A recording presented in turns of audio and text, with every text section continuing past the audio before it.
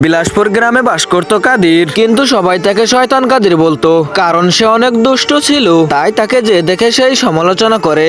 একদিন মসজিদের ইমামের সাথে দেখা হয়ে যায় কাদিরের। তখনই ইমাম সাহেব কাদিরকে বলল, কাদির, তুমি একদিন বিপদে পড়বে যদি তুমি এই সমস্ত দুষ্টুমি করে বেড়াও। আর কাদির ইমাম সাহেবের কথা না শুনে সেখান থেকে চলে যায়। আর ইমাম সাহেব বলে, আল্লাহ একদিন তোমার বিচার করবে। তারপর একদিন কাদির এই বাঁশবাগান দিয়ে হেঁটে যাচ্ছিল, আর হাঁটতে হাঁটতে সে বাগানের ভিতরে থমকে যায়, কারণ সেখানে সে ভয়ানক কিছু ছায়া দেখতে পায়। আর তখনই কাদিরের সামনে একটি ভয়ানক ভূত চলে আসে। আর এটা দেখে কাদের প্রচন্ড ভয় পেয়ে যায় এবং সেখানে মাটিতে পড়ে যায়। পরের দিন সকালে মসজিদের ইমাম এবং গ্রামবাসীরা একটি পুকুরের পাড় থেকে তাকে উদ্ধার করে। আর কাদির তার সাথে ঘটে যাওয়া ঘটনা তাদেরকে বলে। আর গ্রামবাসীরা তাকে বাড়ি পৌঁছে দেয়। আর কাদিরের মা তাকে বলে, তুই দুষ্টু বলে আজ তুই এমন শাস্তি পেয়েছিস, আজ থেকে তুই ভালো হয়ে যাবি, তাহলে সবাই তোকে ভালোবাসবে। তো বন্ধুরা, তোমরা এই ভিডিও দেখে কি শিখলে তা কমেন্টে জানিয়ে যাবে। আর এমন মজার ভিডিও পেতে ভিডিওতে একটা লাইক দিয়ে চ্যানেলটিকে সাবস্ক্রাইব করে যাবে।